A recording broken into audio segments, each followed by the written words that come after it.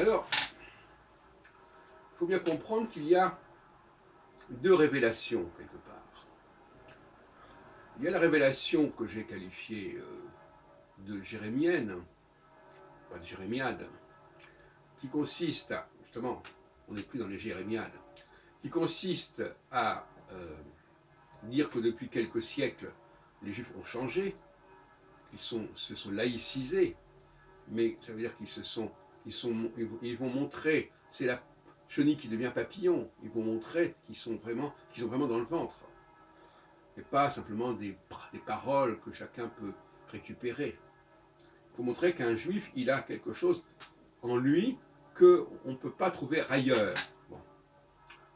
Et puis, il y a une intervention beaucoup plus ancienne, qui a d'ailleurs conduit à réaménager, à l'intervention probablement de ce que j'appelle le Deus Faber, c'est-à-dire le Fils, qui correspond à ce que les chrétiens appellent Jésus d'ailleurs, et qui est déjà bien avant, qui existe déjà des millénaires avant Jésus, qui se veut une sorte de réincarnation de ce Deus Faber, en fait. Ce qui fait qu'au fond, les Juifs adorent Jésus.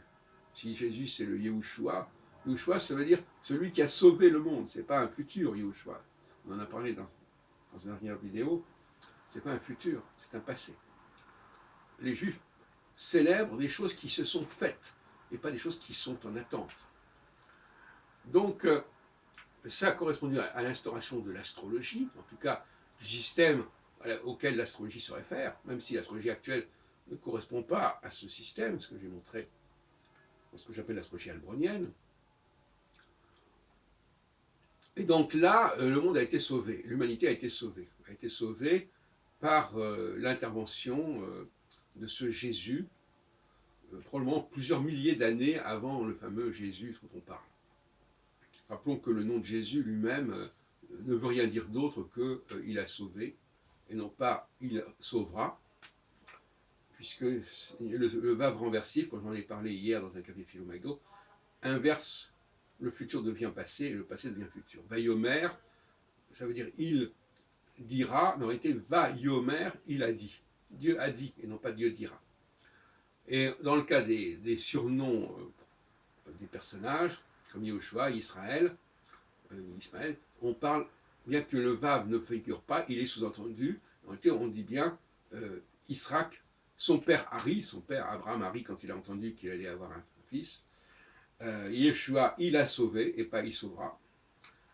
Et donc quand on dit que Jésus est né et qu'il s'appellera Yeshua, ça veut dire qu'il est celui qui a sauvé le monde avant, et pas qui sauvera le monde. Voilà. Donc c'est pour ça que hier j'ai consacré une demi-heure de notre café philo McDo à des questions linguistiques concernant l'hébreu, parce que finalement si on ne comprend pas les méandres de la grammaire hébraïque, eh bien on fait des contresens majeurs sur l'interprétation de la Bible. Alors, à ce propos, pour terminer, sur une tonalité grammaticale que je vous lance comme ça en passant, étrangement, quand on connaît l'hébreu, on s'aperçoit qu'il y a des similitudes avec le français.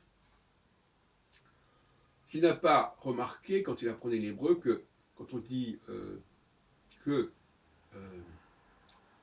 la forme, le tu français, on le retrouve plus ou moins dans le hata hébreu, et on le retrouve aussi dans la formation du futur et aussi l'impératif. Par exemple, les commandements, c'est l'otaasé, c'est le T. Le T, devant le verbe, indique qu'on tutoie la personne. Alors, tutoyer, c'est un T aussi, le tu. Bon. Donc c'est assez curieux. Mais on peut avoir encore d'autres exemples. On a le nous, le paternoster en latin, le nous, qu'on retrouve également dans la formation du futur, en hébreu. On met un préfixe devant la racine, qui est un nun, qui est un n, quand il s'agit de parler de nous. Nous allons faire quelque chose, l'onaase, par exemple, l'onaase, nous ne ferons pas. Bon, le nous, voilà, donc, voilà. qu'on retrouve plus ou moins d'ailleurs dans anachnu, enfin c'est un autre problème. Et puis un autre exemple encore, troisième exemple, la forme, la troisième personne du singulier du pluriel comme préfixe également du futur. C'est le ye. J'ai parlé hier soir.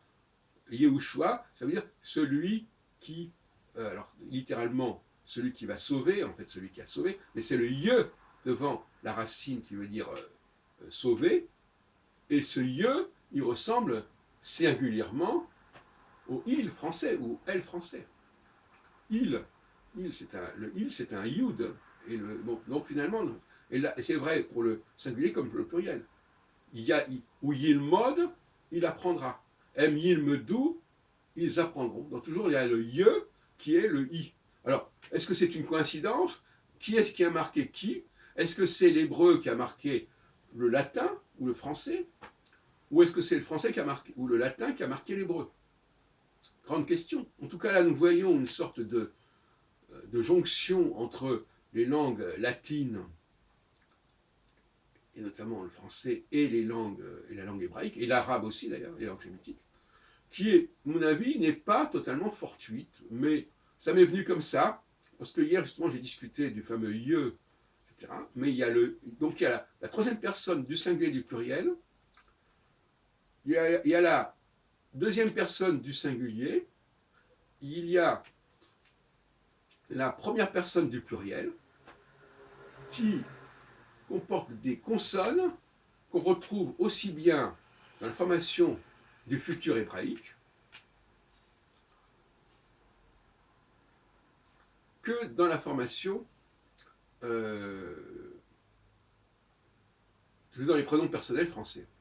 Et pour le passé, c'est pareil. La madnou, le passé en hébreu, le futur se construit par un préfixe devant la racine, et le passé se construit par un suffixe. La madnou, nous avons appris, on retrouve le nous.